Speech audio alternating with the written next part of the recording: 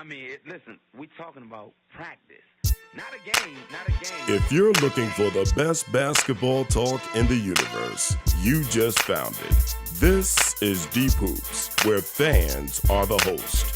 Tim Brayboy, Troy Ramel Royal, and me, your point guard, Jehudi. We're talking basketball, all basketball, and nothing but basketball. So sit back and enjoy the best basketball talk in the podcast universe. This is Deep Hoops.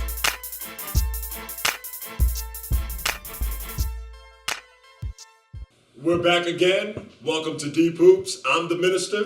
And I'm Rob.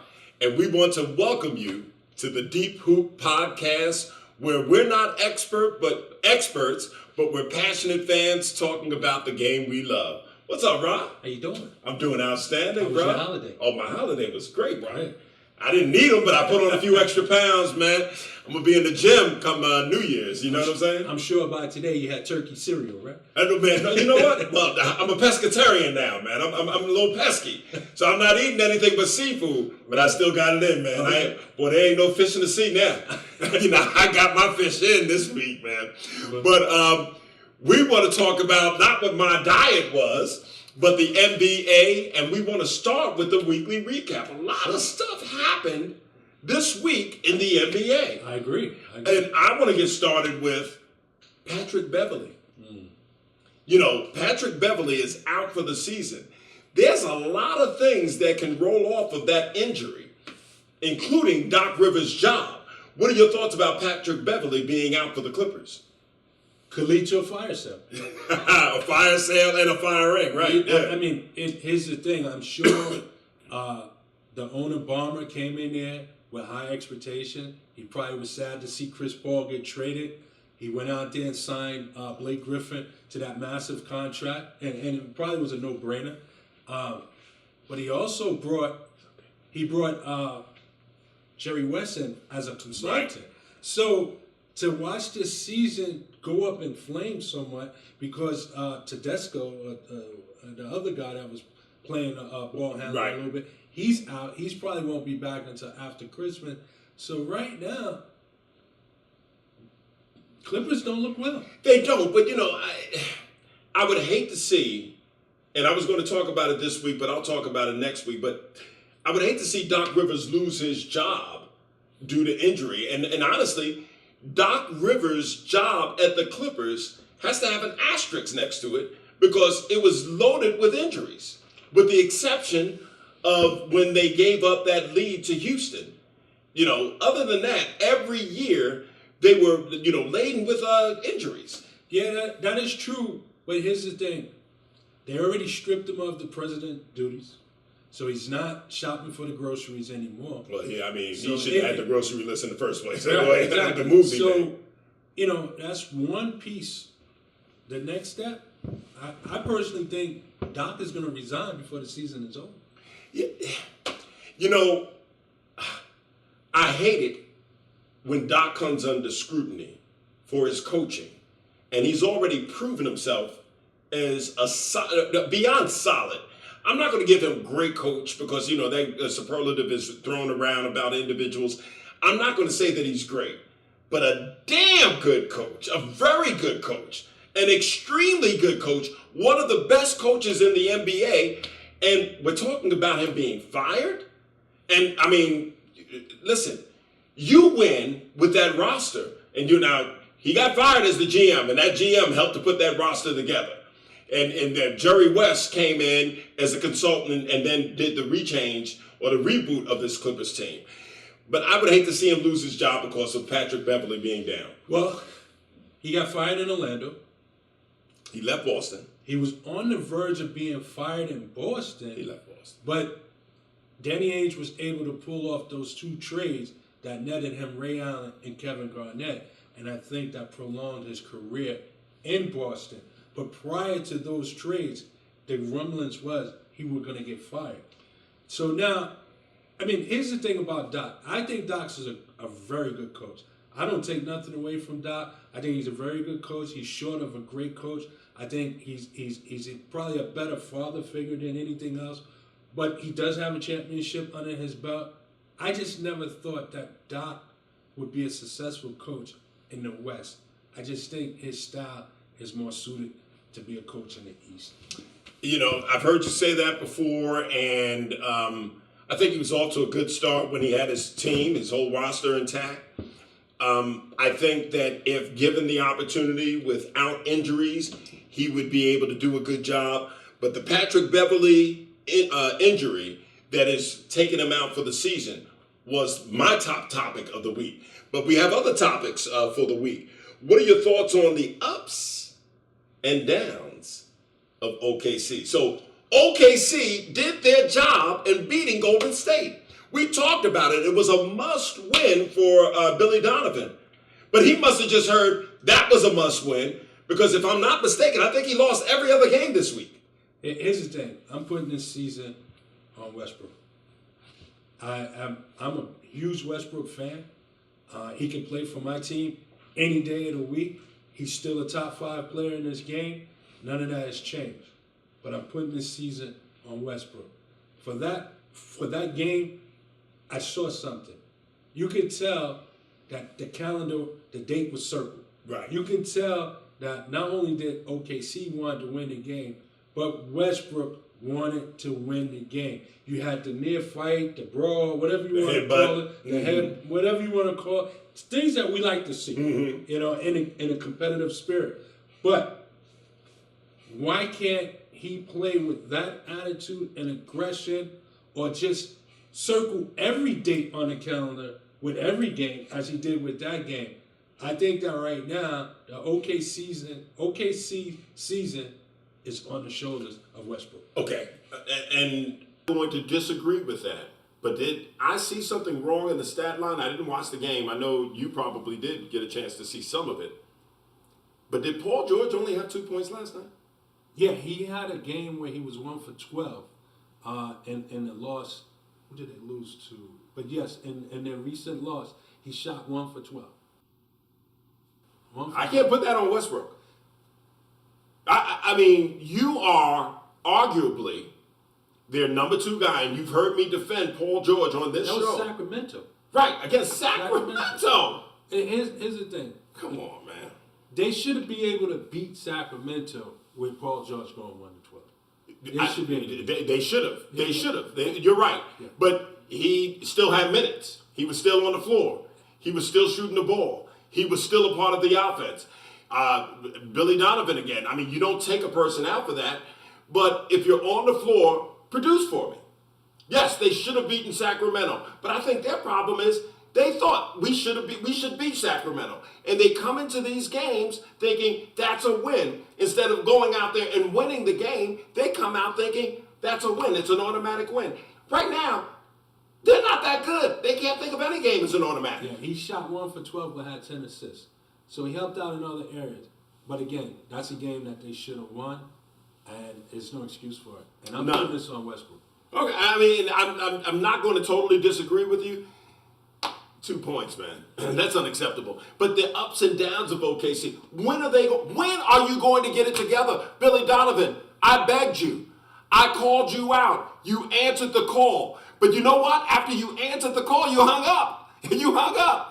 You didn't do anything the rest of the week. Dude, come on, man. You got to do better than that. He's got to do better than that. How about your Cleveland Cavaliers? Well, I'm not a Cavalier fan, but I tell you, ever since that win with New York, they've been on a nice little winning streak. They won 7 in a row. I got to give them credit for turning around. But I'm going to throw something at you. They've been playing with a short roster. And you heard me say it early on in our shows. Less is more. Less is always more. Less is more. I mean, they've had some injuries. Key guys are out. But they're going with what they have. And I think they're getting more production from less because it's making it easier for Tyronn Lue to coach, substitute, and go with a rotation than when they have all of them together. He doesn't know what to do. So in this case here, I want to stop you. Doesn't know what to do, or being pressured on what he should do or what he can do. Next week, trust me, you want to tune in next week because I'm definitely going to address all of that. So I don't think that Tyronn Lue is the challenge. I think that long roster, the GM, the LeBron, the GM, has been the problem for Cleveland Cavaliers. I think that shorter roster is like Tyronn Lue is like, shoo, now I don't have to deal with the GM from that standpoint, getting his boys in the game. I can just coach. So, but they have a resurgence, and kudos to them. They've answered the call. But like I said, I think it was last week or week before, they have not lost to anyone that they feel is a competitor in the East. Right. They haven't lost. They play their best ball against playoff teams. Against the playoff teams from the East that they know that they're going to have to face. Right. They've taken them out. So kudos to the Cavs on one side. But man, is Derrick Rose done? Mentally he is. I still think he has enough physical ability to stay in this league and to play this game and be a factor. I mean, last year I watched him with the Knicks. He averaged 17.5 points a game. I don't think physically he's done. I just think mentally he may be done. And he may have to reevaluate the whole situation because from what I've learned, if he decides to walk away from the game, he's forfeiting almost $80 million over 6 years with Adidas. You know, it's so sad. But on one side, we look at it as sad because we know him as a basketball player. But first and foremost, he's a human being. Correct. And if if you're not happy on your job, you leave. You leave. If he's not happy, even though as a basketball head, as a deep hoops head, I'm going to look at it and be discouraged and disheartened by the fact that he's no longer playing the game. But on a human level, yo, Derrick, do what's going to make you happy, bro.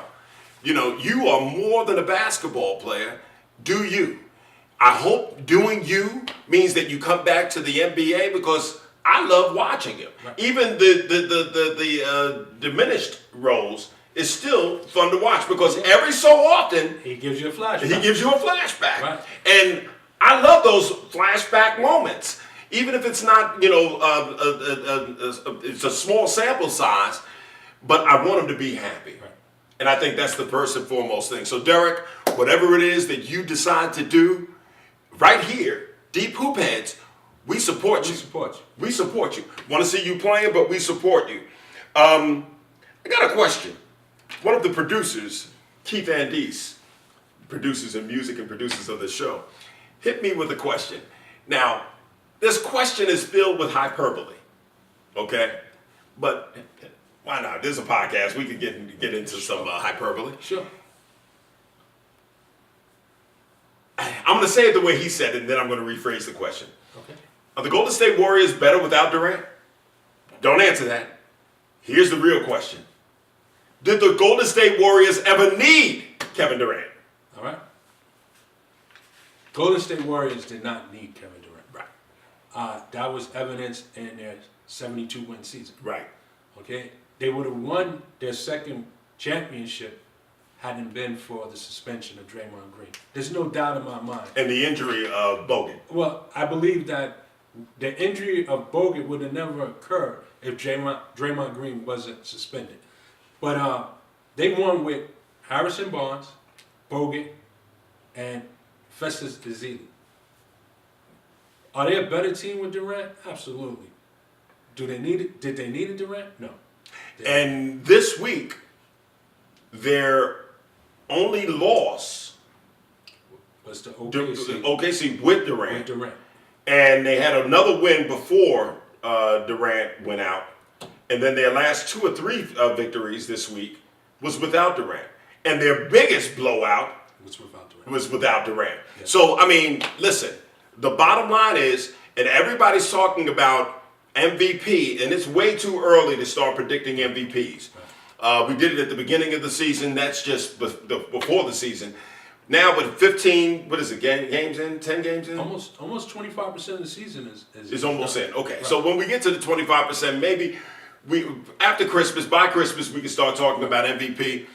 But you can't have that conversation without mentioning Steph Curry. Yeah, Curry is in the conversation. Okay, Curry, if he's not dominating the conversation, He's in the top 2-3 Yeah. because the Greek Freak has fallen off a bit. For me right now, he's clearly top 4.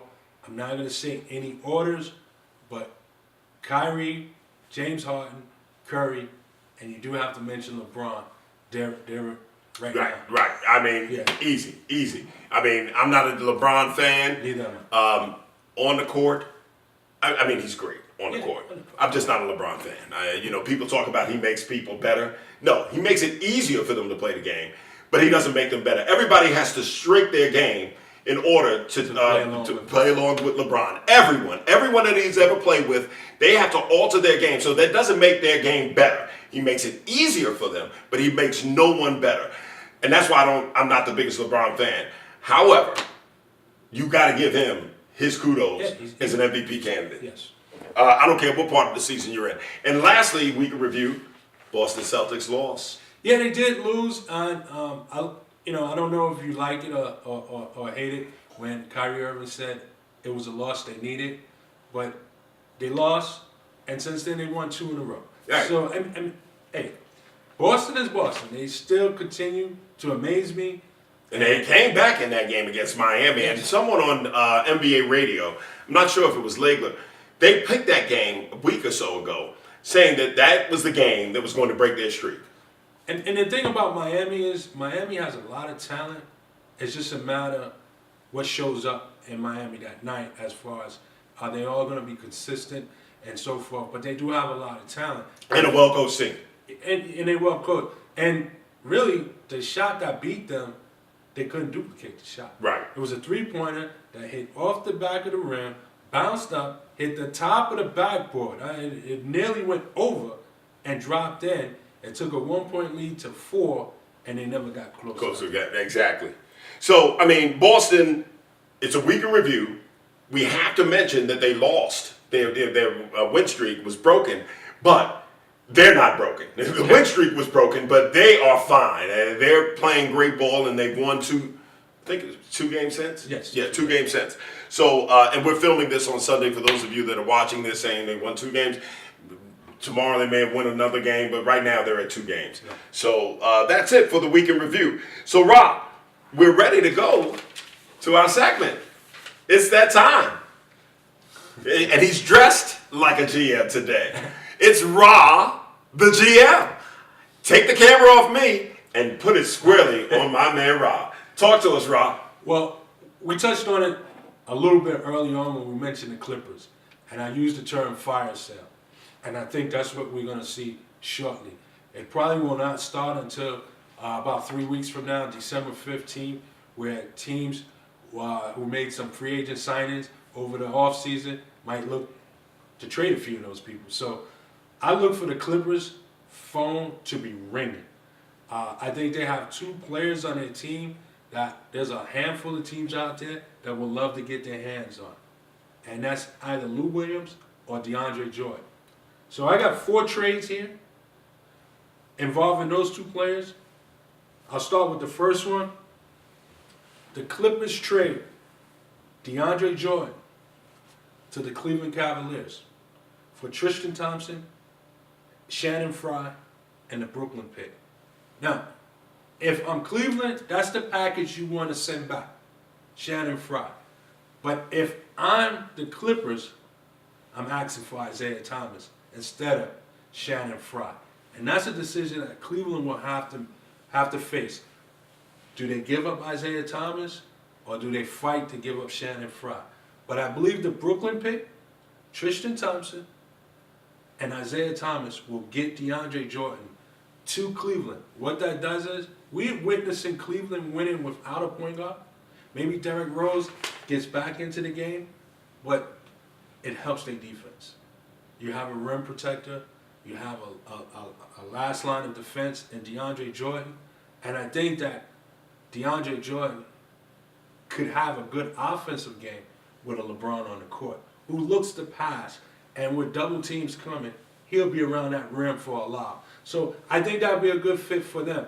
As far as the Clippers go, the only concern I have with bringing Tristan Thompson, You have one player already dating a Kardashian, now you have two. So you have to have concerns there. But if you can get Isaiah Thomas and that Brooklyn pick, it's not a bad move. The other move that I had was maybe Clippers trade Lou Williams to OKC for Alex Abrines, a young up-and-coming guy that could go over there, plus maybe a pick and some other players just to fill out the money. Then I have Lou Williams going to New York for Hernan Gomez and a couple of second-round picks. And then I have a major trade with New York and the Clippers. And that would be DeAndre Jordan, Lou Williams going to the Knicks for Enes Kanter, Lance Thomas, Willie Hernan Gomez, and a second-round pick. Again, DeAndre Jordan brings that line of defense. I think him and Porzingis could work well together. Okay, Lou Williams, I was at the game on Friday night. Knicks here in town in Atlanta. The Knicks bench doesn't have any offense coming off the bench. They was outscored 37-16. Lou Williams is averaging 17 points a game coming off the bench to lead all scorers. So going back, you get a young center in Enes Kanter that you can build around. Okay, you take on Lance Thomas, you get a backup center in Willie Hernan Gomez, and then you get a pick. So I think that trading, either whether it's Cleveland or New York, who the Clippers trade with, but trade DeAndre Jordan, hitting the reset button, and getting some talent back so that this way they just don't fall flat, I think it'd be a good move. I like a lot of that. I especially like the Knicks piece with Lou Williams going there. And it wasn't really filled out, but I love OKC because we've been talking about them getting some perimeter shooting and someone that can really help them. Lou Williams going to OKC. Both of those, I mean, actually I kind of like Cleveland, the Cleveland situation. I don't see Cleveland giving up Isaiah Thomas. I think they're going to want to wait to see what he's going to bring to them. You've given up Kyrie Irving, but basically what you're saying, you've given up Kyrie Irving for DeAndre Jordan. I mean, that's what it would ultimately come down to. I don't think that they want to do that yet, but I think all of them would help both teams. So, yo, man, don't take him away from me. But this dude could be a GM out there, all right? Don't take him away. We want him staying here with Deep Hoops. But, Rob, we're right back to you. So this is the Rob Deep Hoops Show. Your trivia question.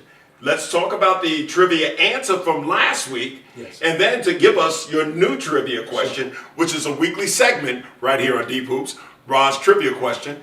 Go with it, Rob. Well, last week I asked which team holds the record for the most points scored in a half, and the answer to that was the Phoenix Suns. They scored 107 points in the first half against the Denver Nuggets.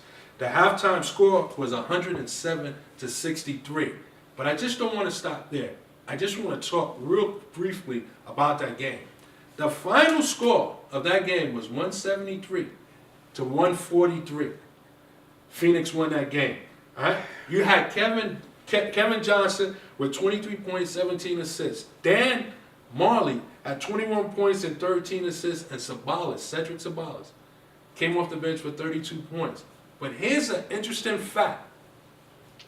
Out of the 173 points scored by Phoenix Suns, they shot 0 for 2 from three-point range. So there was not a three-point shot made by the Phoenix Suns. In fact, in the game, the Denver Nuggets only made two three-pointers. They couldn't play today. They couldn't play today, but they scored the 173. Denver scored 143. They was led by Orlando Woolridge, who had 40 points. Raouf Muhammad, he had, I think it was 26 points. But there was only 2 three-pointers made in a game that featured 316 points. That's amazing. Amazing. That could have been a trivia question. You shouldn't have revealed it. You shouldn't have revealed it. So, speaking of scoring, today's question for you are, and it's a multiple choice answer. I'm going to make it easy for you. Michael Jordan holds the record for the most scoring titles with 10. Who holds the next most? Is it A, Iverson? Is it B, Kevin Durant? Is it C, Wilt Chamberlain? Or is it D, George Iceman Gervin? Stay tuned to next week. I'll give you the answer. I think you gave it away in the smile, but I don't know. I don't know the answer. You may have given it away in the smile. Statman, can you check that for us, man? I want to know now. I got to wait till next week. Next week. Oh, come on, man. Next week. Can you tell me at the break? Next week. We'll be right back. So, Rob, we talked about last week the top 5 point guards playing today. And before the show started, you gave me a quick little tidbit. You said if you had to do the top 5 point guards today, what you said last week would change today. So those of you that are out there, we want to hear from you. We didn't hear from you last week. We want to hear from you. Who are your top 5 point guards playing in the NBA today? But Ra has a remix on his top 5 point guards. Ra, what's the remix? When I speak of my top 0.5 guards, I'm not saying, they're the best in the game. Right. Let's take that out. The best in the game is always going to be the Westbrooks, the Currys, the Kyries, the John Wall, that sort of thing. But playing this season right now, the top 5 point guards that I had last week, the order's changed this week. Remember, I had an honorable mention in Jeff Teague. Jeff Teague, I gave him a tremendous honor, and he went backwards on me. He just went. I did give you the look. Go figure. But right now, as we speak, the top 5 point guards that are playing right now in my mind is number 5, Drew Holiday. Number 4, Kyle Lowry. Number 3, Damian Lillard. Number 2, Steph Curry. And number 1, Kyrie Irving. I am leaving Westbrook out of the top 5. I have to say this. There's no bigger Westbrook fan than me, guys. None. But I'm disappointed in Westbrook this year. I think that he's playing too passive, and it doesn't seem like that match with him, but it's almost like he's deferring, and he's doing too much to try to incorporate Carmelo and Paul George, and that's not the Westbrook that OKC need. They need the Westbrook that won the MVP last season. Go down the court without his teammates and just get it done. And guess what will happen? Everybody else will follow suit. I'm very down on Westbrook at this point in the season. At this rate, OKC is not going to make the playoffs if they continue to win 1, lose 2, win 2, lose 3, win 3, lose 3. They're not going to make the playoffs. Remember, how often do you see a 500 team in the West make the playoffs? It ain't going to happen. Doesn't happen. We've seen in years where 50-win teams didn't make the playoffs. Right. So I'm putting this on Westbrook. I've dropped him out of my top 5 point guards of this season because he has to ride that ship together and get it going. They will follow suit on him. OKC's failures, to me, we can contribute to Donovan, but I'm going to contribute it to Westbrook. And I know many of you out there is thinking Carmelo's the issue, and he's probably part to blame. But this is on Westbrook. Give us your 5. Hit us up on our D-Poop page, on the YouTube page. We want to hear from you. But with that said, Drew Holiday is balling. Yes, he is. So is James Harden. But I just don't classify James Harden as a point guard. But yes, he is balling. But now Chris Paul is back. Yeah, but I mean. And now Chris Paul is back, taking the point guard duties. I'll say what I said last week. They're doing the Knicks style. Frazier and Monroe. I mean, they're just 2 guards. Point, that doesn't matter to them. But, we move on. We look at, and a regular segment in this show is the game of the week. Mm-hmm. And you and I both looked at the games coming up this week, and there's some interesting games. Right. But there were no knockdown, drag-out things, games that we said, oh, this is the game of the week. So I've got a few games that I'm going to keep my eye on. I want to hear what you want to keep your eye on. But coming up on Monday, tomorrow, Cleveland versus Philly in Philly. That's an interesting game, and it may be the game of the week. I think it's possibly the game of the week. Mm-hmm. Yes, But I think it's going to be a very good game. It's a game that Philly needs to really try to see where they are. They've been in a lot of close games with some playoff teams, such as Golden State and even Houston. But this is a Eastern Conference foe, and if they do have aspirations or to make the playoffs, they may see Cleveland in there. So this here is going to be an interesting one. It's in Philly, I believe. It's in Philly. I don't think this is a cakewalk for Cleveland.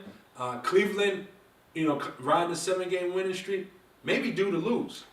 Maybe due to lose, or maybe not due to lose, just flat out lose. Because Philly is playing some good ball right now.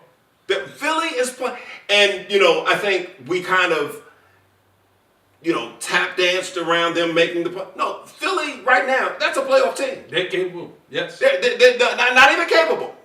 Right now anything can happen. Right. But right now, and not talking about in the standings, the way that they're playing they're a playoff team. They're playing playoff basketball. They're playing playoff basketball. And when you have a big man, and I love it because it's the resurgence of the big man. Yes. Embiid is playing, but he is such a freak. We talk about the Greek freak. Where is he from? I think he's from Nigeria. So he's the Nigerian freak, or wherever he's from. Because we know that he has a great post game. He has a great footwork. But this guy has a perimeter game. He could take the ball out and shoot. He's Olajuwon meet Patrick Ewing. He has the footwork and the inside game of Olajuwon, but he has the outside touch of a Patrick Ewing. And he can take it to the 3-point line. Bill Laimbeer, James Edward. I'm doing Detroit. Well, not James. All right, Bill Laimbeer.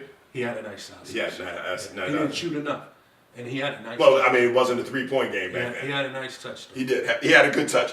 But and then also tomorrow night, if it's not a game of the week, it's a very interesting game: Detroit versus Boston. Yeah, that could be a second-round matchup in the playoffs. So I agree with you. That's a good game to watch. Both teams are playing extremely well. Detroit right now is number 2 seed in the East. I didn't expect them to stick around up at the top of the East this long in the season. But right now, Stan Van Gundy is coaching very well right now. They're playing some good ball. And, I didn't realize this. 1, 2, 3. I've got one team represented 3 times in the game of the week. And so I said Cleveland, Philly, Detroit, Boston. Then we got Philly versus Boston on Thursday night, which is an interesting game. Yeah, possible 1-8 matchup in the first round. And the thing about it is that Boston and Philly, to me, at the rate that they're going and the way they building and grooming their teams, they're the future of the East. You took the words out of my head. Literally, it's a great game coming up on, not a great game, but a very good game coming up on Thursday. Mm-hmm. In 2 years, that's the game. Yeah, that's going to be reminiscent of Dr. J and Larry Bird. Yeah, you're running stop signs to get home to watch. Right, exactly. And then Fridays, I put it on here, Minnesota against OKC. Interesting. Could be a good game. Depends on what Westbrook shows up. It depends on how Donovan is going to coach. Depends on how Tibbs is going to do, what Butler's going to do. It's an iffy game, but I'll be watching. Here's the thing about that game. Minnesota is clearly one of the most improved teams in the league this year. So take no mistakes from that. But I want to see the energy that OKC comes out with. They have to treat this as if it's Golden State. Because they've already lost twice to this team. So at some point, where's your pride at? Right. When you look at the 2 teams, you would think OKC is the better team. But they lost twice to them. I know one of them was a buzzer shot. But still, you should want to revenge those losses. Yes. So I'm looking to watch that game. I think it will be a good game. I think so. And lastly, the team that I said was mentioned 3 times in the week is another interesting game because Detroit is playing decent ball. and they're going to Philly. Detroit versus Philly on Saturday night. That should be a good game. Again, possible first-round matchup with a 2-7 seeding. So, yes, and here's the thing. Anytime Philly is playing the top teams in the conference, they want to play to prove themselves. And one thing about Philly, for the last 2 seasons, they've been well coached. I mean, really, Brett Brown has done a phenomenal job going through this process, having his guys well prepared. He's playing with a bunch of D-leaguers that's making names for themselves. I mean, I don't think Robert Covington was drafted, and meanwhile, he just scored a 4-year, $62 million contract extension, but he deserved it. He earned it. He's playing good ball. But again, it's guys like that's scrappy, that comes to work, hustle, comes to practice, work hard on their game. And Brett Brown has been in many games throughout these last 2 seasons, although he may have come on the losing side of it, but the teams have been well prepared. Ready to play. So Spencer Stein out there, I mentioned your team 3 times coming up this week, so you owe me lunch. But anyway, let's go to our closing comments. Well, I'll start off with my closing comments, and my closing comments is going to center around Adam Silver, the commissioner of the NBA. First off, I want to say I believe he's doing a fantastic job, and of the 3 major sports, Major League Baseball, NFL, and NBA, he's by far the best commissioner of the 3.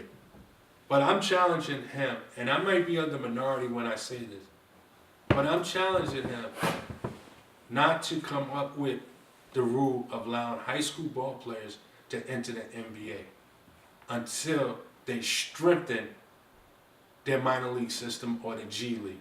It's very important that they strengthen that league.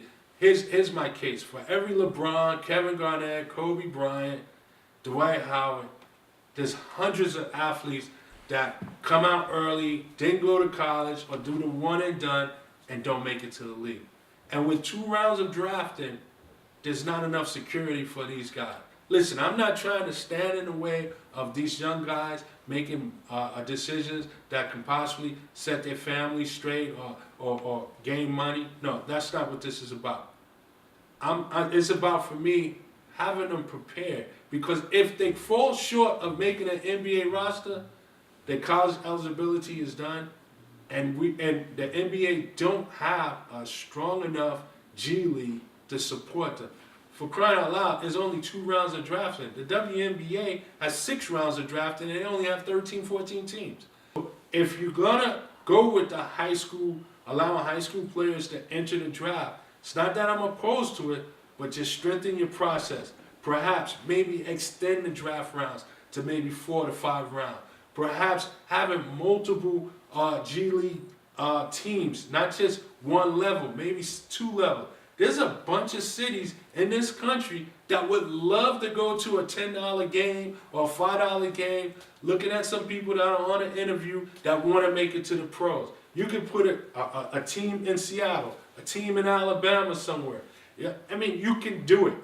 Then I'll be more for high school ball players going straight to the pros. Interesting take. And we've discussed this before.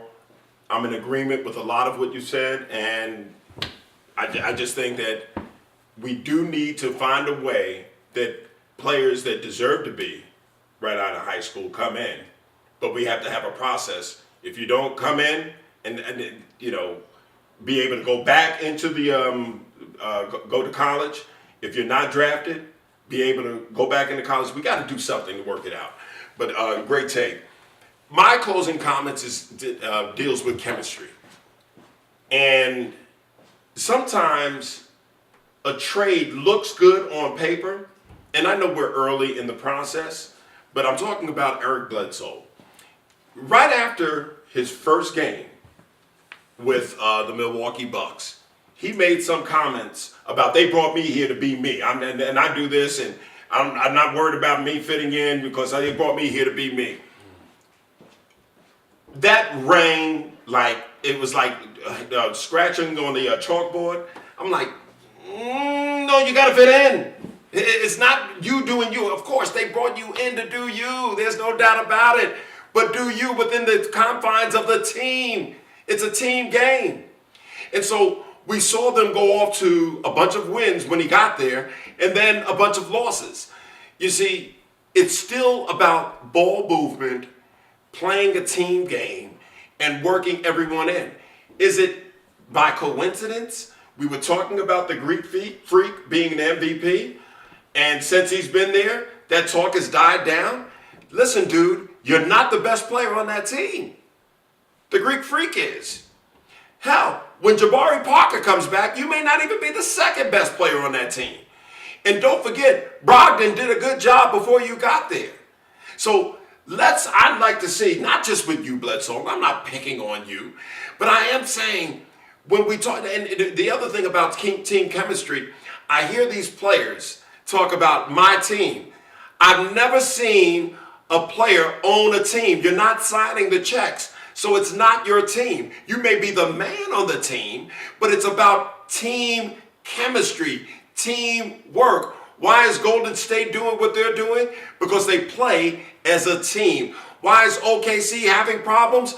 Because they haven't learned to come together as a team. So Bledsoe, OKC, and all of you players out there talking about this is my team, until you sign the check, it's not your team. You are a part of a team. You may be the best player on the team, but remember, it is not your team, and think team first, not me first, and you will have a victory and a championship. Let's go team basketball. Let's go chemistry. Let's go winning together and not being just thought of as the best player. That's my closing comments. Strong. Ra, once again, we got another one in the can, bro. Yes. Now, don't forget, check us out on Facebook. Check us out on Twitter. Check us out on Instagram. We're coming up with Snapchat. I know nothing. I mean, literally, I know nothing. I don't know much about those other things, but I literally know nothing about Snapchat. But Deja, Deanna, Cornisha, all my nieces, Johnny, y'all help me out with this Snapchat thing, because we got to get out there. Yeah. Snapchat is a new way. I'm still on word of mouth. I You send it out emails, right? Yeah. You sending letters in the mail. Snapchat, I'm not there. But once again, guys, follow us on NewFlavor.tv. Follow us on YouTube. Subscribe to us. Spread the word. Spread the love. We appreciate you tuning in. Again, as the minister always say, we're not experts. We're just fans. But we're passionate fans, and we want to be the voice of you guys too, because we know you're no different than us, or we're no different than you. Amen. We're all fans. Amen. The minister saying amen. You got the minister saying amen.